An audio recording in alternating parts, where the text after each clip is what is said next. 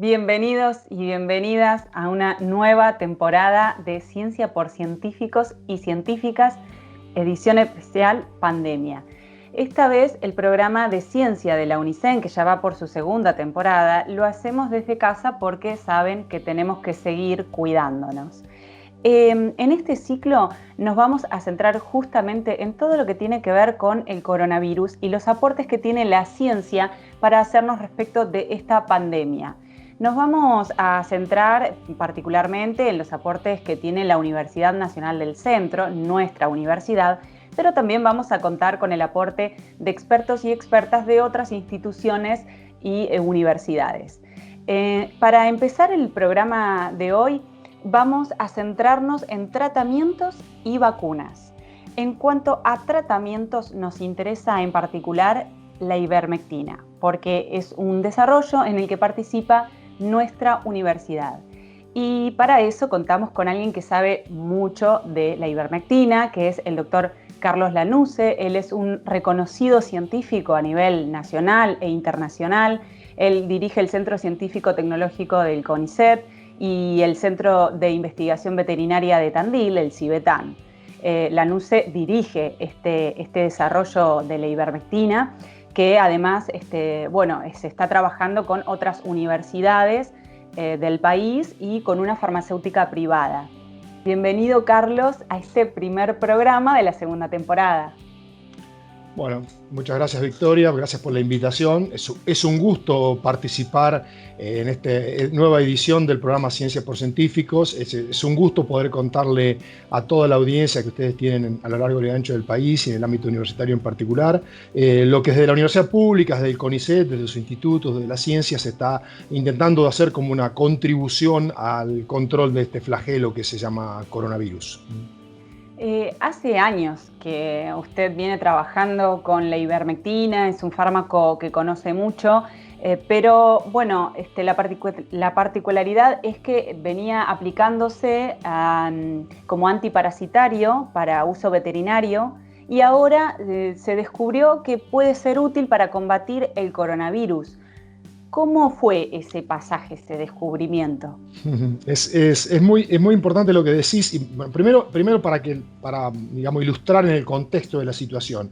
Nosotros hemos trabajado por muchísimos años, más de 25 años, en la investigación de las propiedades farmacológicas de la ivermectina, siempre considerándolo como un fármaco antiparasitario, es decir, para el control de los parásitos, tanto en los animales como en los seres humanos. La ivermectina, y esto déjame que ponga énfasis, tiene más de 30 años de uso en medicina humana para el control de los parásitos.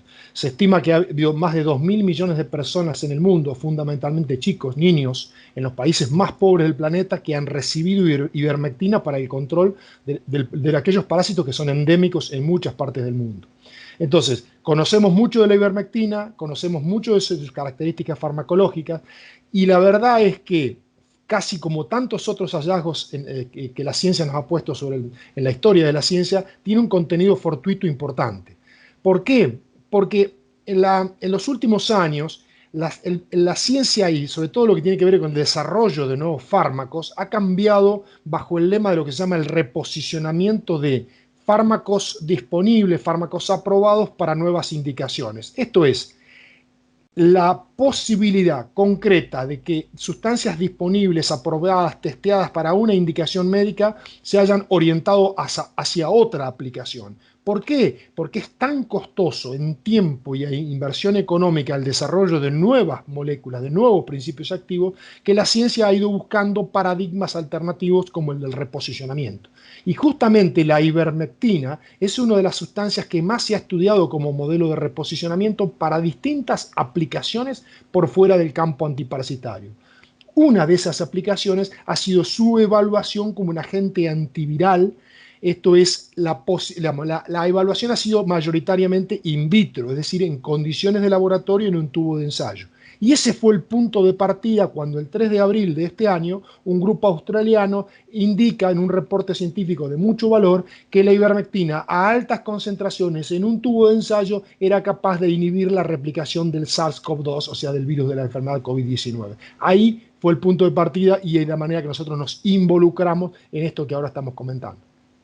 O sea que se desarrolló, se descubrió esta posible aplicación en laboratorio. Entonces, ¿en qué instancia está ahora, teniendo en cuenta que, como usted decía, es un fármaco de todas maneras conocido ya? Claro, justamente a partir de ese hallazgo de in vitro en laboratorio, nosotros hicimos fue poner en marcha un consorcio público-privado, un consorcio de investigadores. Veníamos trabajando con colegas de la Universidad de Salta ya hace un tiempo con la ivermectina como antiparasitario en los chicos y digamos, nos asociamos con otras instituciones que incluyeron varias universidades, varios hospitales en la ciudad de Buenos Aires, el Hospital Garrahan, el CEMIC, el Muniz, la Universidad de Salta, la Universidad de Quilmes, la Fundación Mundo Sano, y con todos ellos hicimos digamos, una convergencia de complementación temática para abordar lo que se llamó una prueba de concepto clínica. Esto es, el desarrollo de un ensayo en condiciones de pacientes infectados, o sea, un ensayo en vivo, que tuvo un grupo control no tratado y un grupo de pacientes tratados con ivermectina que eran pacientes en la etapa inicial de la infección, positivos a COVID en la etapa inicial y que recibieron un tratamiento a una dosis más elevada que la dosis antiparasitaria por varios días. Esos resultados que se comunicaron después de mucho trabajo, de arduos, largos meses de trabajo, se comunicaron hace 15 o 20 días, indican que la ivermectina, cuando logra absorberse, es decir, cuando logra concentraciones en la circulación sanguínea elevadas, es capaz de inhibir de disminuir significativamente la carga viral en las secreciones respiratorias. Es decir, cuanto más ivermectina hay en el organismo del individuo tratado, más rápido se elimina el virus. Diciéndolo de otra manera para que se entienda más fácilmente, es como ayudar al sistema inmune a eliminar el virus del organismo. Y eso es lo que nosotros consideramos de nuestro trabajo, sumado a todo el aporte científico que hay en el país y en el mundo en los últimos 2 o 3 meses, que la ciencia ha dado un paso sustancial para que la ivermectina sea considerada como una herramienta de utilidad en la lucha frente al COVID-19. ¿Qué pasa, Carlos, con las limitaciones del estudio? Se probó en personas, en humanos, pero la muestra fue de 45 solamente. ¿Es poco, es mucho, suficiente porque es un fármaco ya conocido? Sí, creo que digamos, no hay que perder el foco de lo que nosotros. El planteo de este ensayo es un ensayo clínico de prueba de concepto. De ninguna manera intentó reemplazar una fase 3 se requiere muchos miles de pacientes.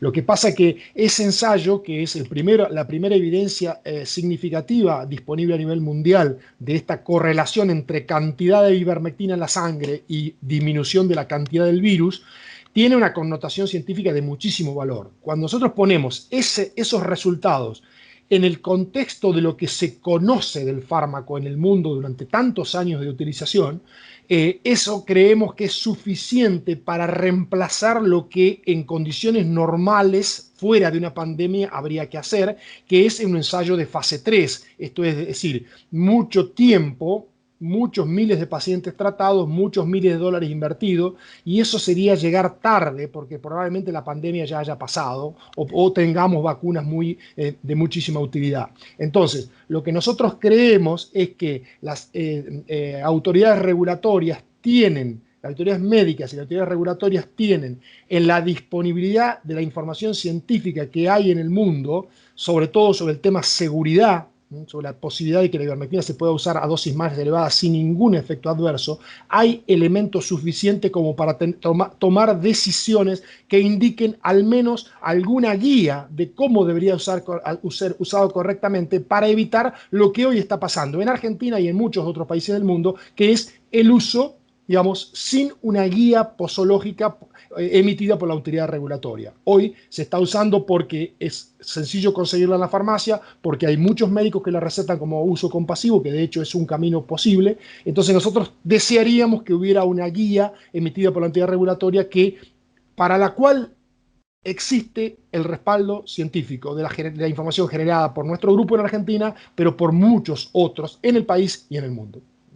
Eh, Pensando en las dosis, que bueno, usted decía recién que se necesitaría mucha más dosis de lo que se viene acostumbrando para su uso como antiparasitario. ¿Qué nos puede aclarar respecto de la dosis? Si es por cada caso particular y también respecto de la automedicación, ya que hubo varios casos de audios, personas difundiendo mensajes recomendando la ivermectina de un modo un poco irresponsable. Sí, yo he sido muy enfático a lo largo de los últimos meses, Victoria, sobre yo y todos los colegas que estamos trabajando en esto, sobre divulgar información que tenga corroboración científica. Hay que ser muy enfático en evitar la automedicación, hay que ser muy enfático en que nadie use ivermectina de uso animal en medicina o en seres humanos. Hay que ser muy enfático sobre la necesidad que tenemos de comunicar, pero de manera responsable, con cautela, y responsabilidad. La dosis, yo no puedo recetar, no puedo recomendar porque no es mi responsabilidad. Nosotros somos, digamos de una manera, nuestro rol es garantizar que los resultados científicos que se están aportando tengan el rigor suficiente. Y eso es lo que creo que hemos hecho con la máxima seriedad. Con respecto a la dosis, yo puedo contar, puedo describir las condiciones en las que se ensayó la ivermectina en nuestro ensayo de prueba de concepto. En ese ensayo, la ivermectina se usó a 3 veces la dosis recomendada como antiparasitario. Esa dosis ha sido testeada por muchísimos años, porque hay muchos usos en los chicos de dosis antiparasitarias de este estilo.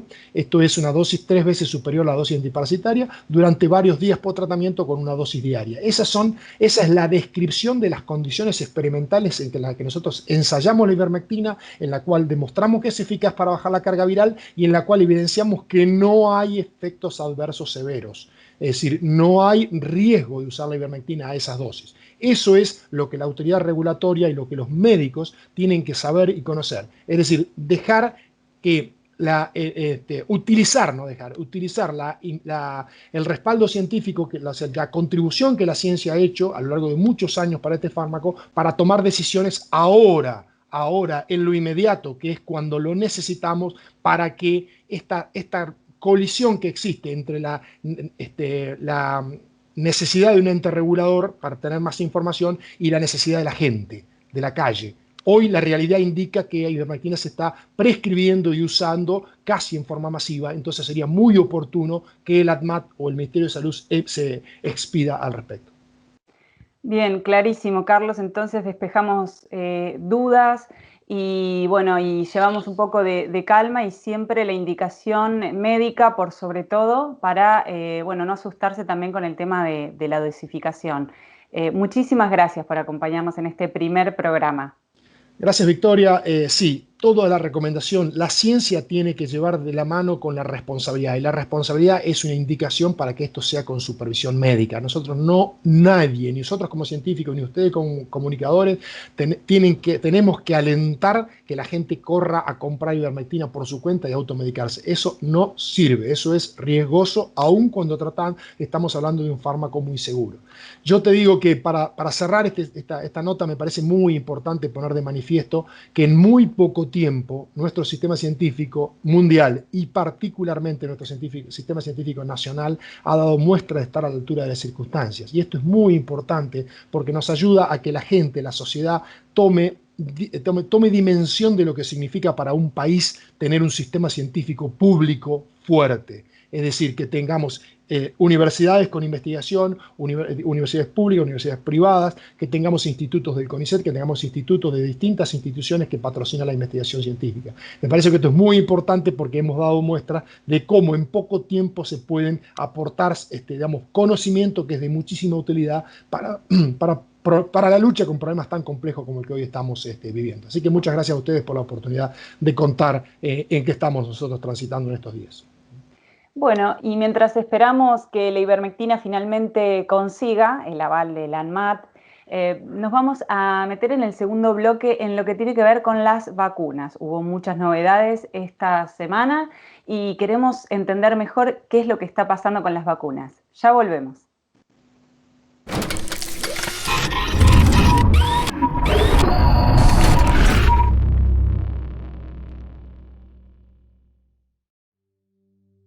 Seguimos en Ciencia por Científicos y Científicas edición Pandemia. En este segundo bloque nos vamos a enfocar en las vacunas.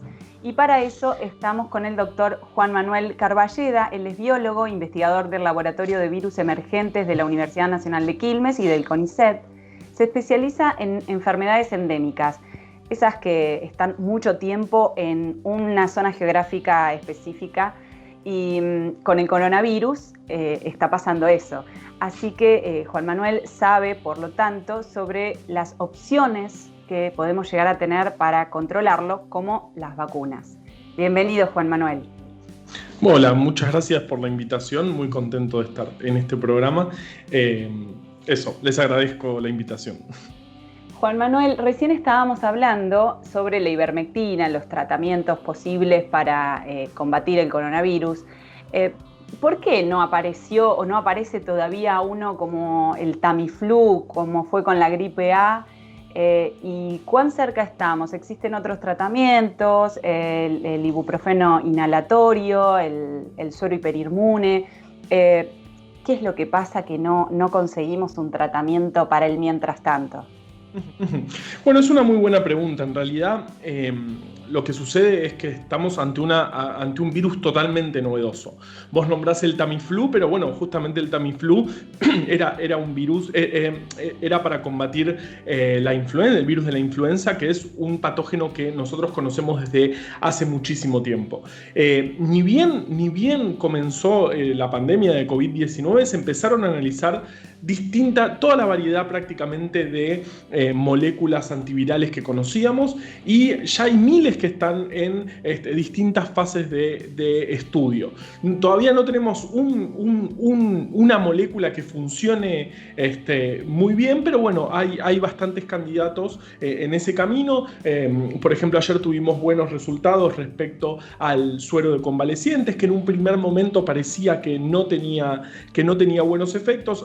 Ayer se anunció que, utilizado en pacientes ni bien comienzan los síntomas, y cuando se usan sueros de personas que estuvieron expuestas al coronavirus con altos títulos, es decir, con alta concentración de anticuerpos específicos contra COVID, mejora en un 61% de los casos la evolución. Eso es una re buena noticia. Y hay otros también, la ivermectina se está estudiando bastante, con resultados bastante prometedores. El suero hiperinmune se está ensayando en este momento, está en este momento corriendo un ensayo de fase 3. Así que, ¿por qué todavía no tenemos un medicamento que funcione? Es porque estamos ante una enfermedad que antes de fines de diciembre del año pasado no sabíamos que existía. Entonces, todos los esfuerzos están, por un lado, para los antivirales, y por el otro lado, para las vacunas. Bien. O sea que en el caso de la influenza, era más conocido, o por lo menos un pariente más conocido, y en este caso el problema es que es un pariente muy lejano, mucho más desconocido de alguna manera. Totalmente, estamos ante un patógeno realmente desconocido. Hasta nos costó entender, todavía nos cuesta entender cómo es su transmisión, digamos. Al principio se le daba muchísima importancia a la transmisión en superficies, ahora cada vez tiene más relevancia la transmisión en aerosoles. No entendemos bien los síntomas. Al principio la pérdida de olfato era como algo menor, no se pensaba que era uno de los síntomas. Hoy en día, con pérdida de gusto y olfato, a uno lo diagnostican automáticamente sin la necesidad de hacer un testeo por PCR. Digamos, realmente no conocíamos nada de este patógeno, y bueno, pero todos los esfuerzos del mundo, digamos, en todo el mundo se está estudiando fuertemente esto, y vamos teniendo resultados. Juan Manuel, esta semana hubo un montón de novedades en relación a las vacunas.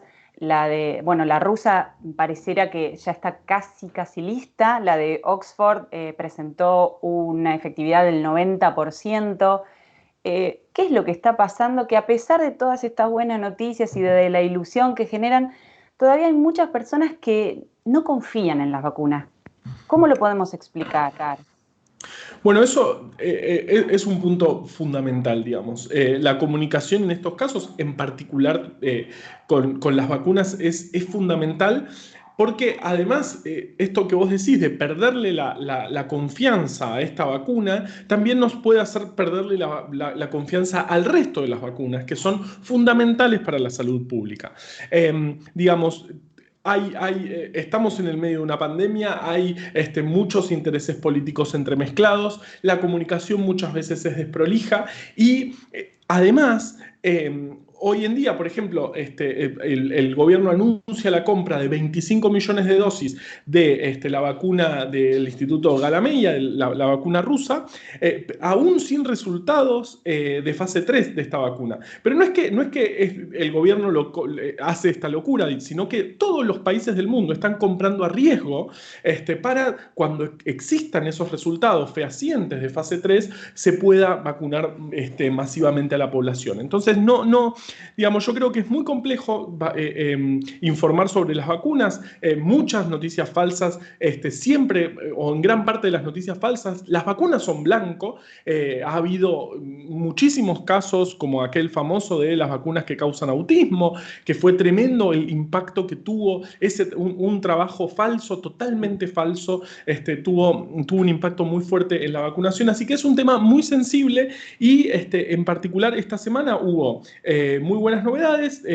Digamos, se publicaron por primera vez resultados de fase 3 totalmente preliminares, tanto de la vacuna rusa como la vacuna de Pfizer, que son vacunas totalmente distintas. La vacuna rusa es un virus modificado genéticamente, un adenovirus que no causa enfermedad en humanos, modificado genéticamente para aportar la información genética de una proteína del coronavirus y así generar inmunidad contra el coronavirus. Y en el caso de la vacuna de Pfizer es solo un pedacito de información genética suelta que se le inyecta a las personas. Entonces, son candidatos vacunales totalmente distintos, su tecnología es totalmente distinta y ambos, por lo que sabemos en estos resultados que son totalmente preliminares, parecen dar buena protección. Seguimos esperando el final de estos ensayos. Son ensayos con decenas de miles de personas y probablemente apenas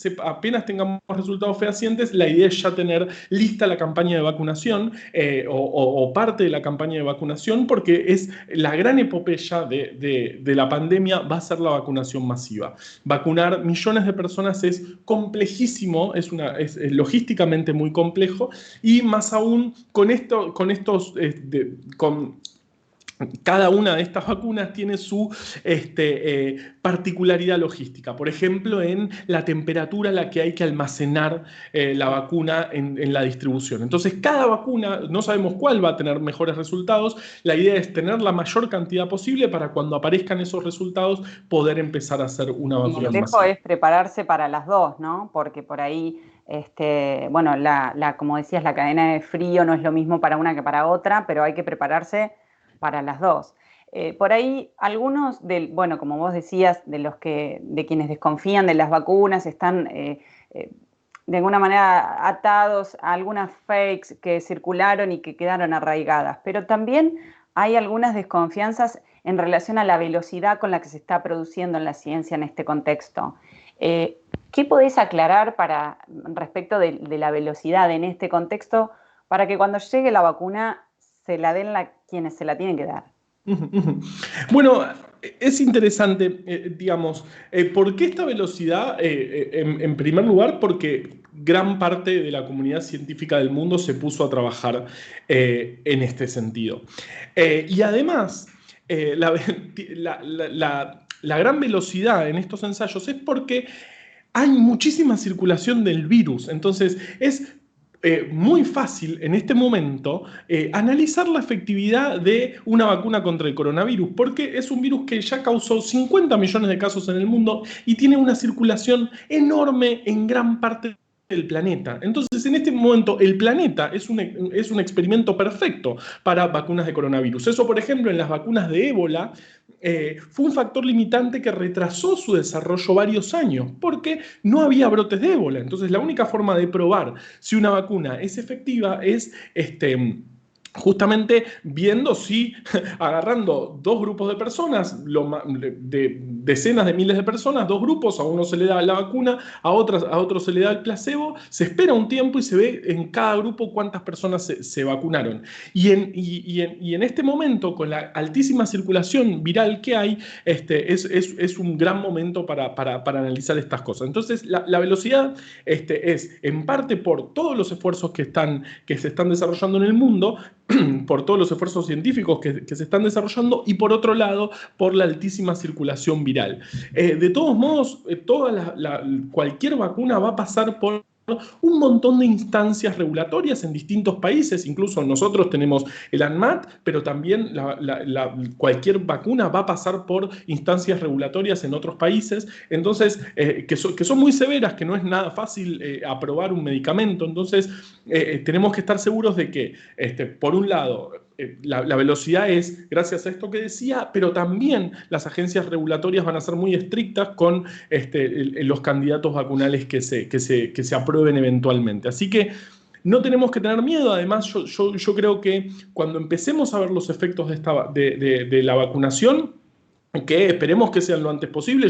A mí desde que empezó esto me preguntan cuándo va a haber una vacuna. Yo no me animo a decir cuándo, esperemos. Digamos, sabemos que en el caso de la vacuna rusa y la vacuna de Pfizer nos van a llegar dosis hacia diciembre y enero del año que viene, pero diciembre de este año y enero del año que viene, pero todavía no sabemos cuándo van a finalizar estos ensayos de fase 3. Entonces, yo siempre pido cautela, digamos, tenemos que ser pacientes, cuidarnos ahora más que nunca, pero cuando empecemos a ver los efectos de la vacunación, ahí yo creo que va a aumentar muchísimo, espero que aumente muchísimo la confianza en las vacunas, que las vacunas, por así decirlo, son el único adelanto científico que tuvo la humanidad que logró erradicar enfermedades. Así de potentes son las vacunas. Más allá de todos los golpes que han tenido con fake news, es el único adelanto científico que logró erradicar enfermedades.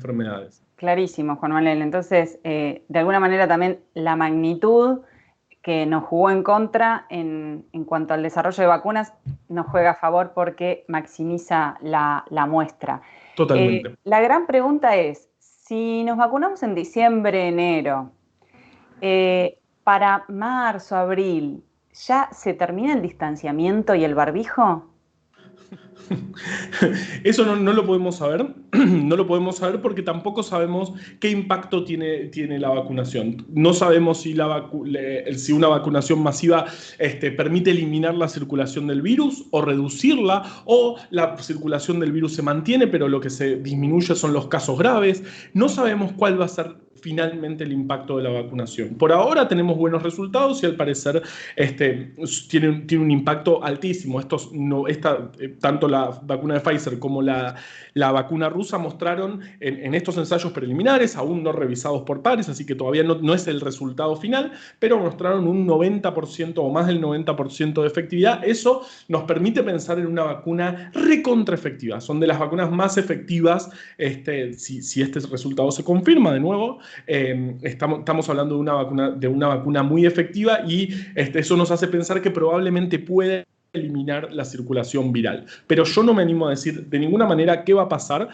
Todavía falta la vacunación, todavía falta que la población tenga confianza en la vacuna, que se aplique la vacuna, que se pueda distribuir, que se pueda montar semejantes campañas de vacunación que van a ser un desafío histórico. Entonces todavía falta un montón. Cuando empecemos a ver los efectos, ahí pronto vamos a saber muy bien cuál es el futuro respecto a la pandemia, pero yo no me animo a decir qué va a pasar en marzo. No sé, cada vez que dijimos con esto también nos enseñó esta pandemia, cada vez que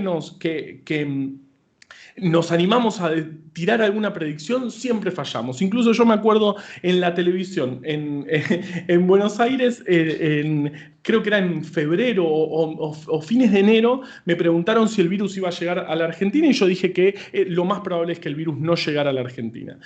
Y así no fue, digamos. Es muy difícil hacer predicciones, no es que yo dije algo que se me ocurrió, sino que la comunidad científica en ese momento creía que el virus estaba contenido en China. Después empezamos a ver que empezó a circular rápidamente en Italia, se esparció rápidamente por toda Europa y empezó a aparecer por todos lados, y ahí obviamente nos retractamos todos. Pero, digamos, es muy difícil hacer predicciones a partir de un patógeno que no conocemos.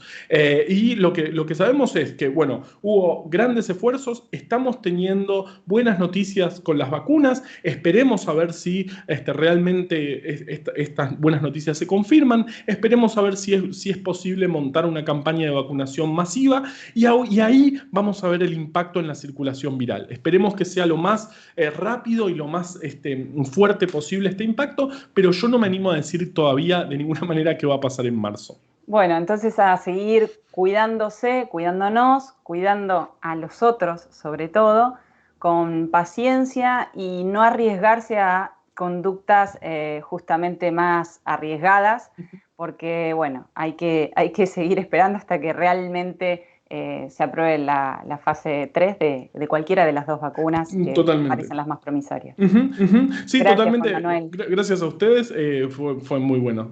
Cuando quieran, llámenme. Bueno, muchas gracias. Entonces despedimos así este segundo bloque y este primer programa de la segunda temporada de Ciencia por Científicos y Científicas, edición pandemia, y vamos a conocer en los próximos programas más novedades de la ciencia con respecto al coronavirus, y vamos a estar hablando con el ministro de Ciencia y Tecnología, Roberto Salvarezza. Así que los esperamos en el próximo programa para conocer más sobre ciencia y coronavirus. Hasta la próxima.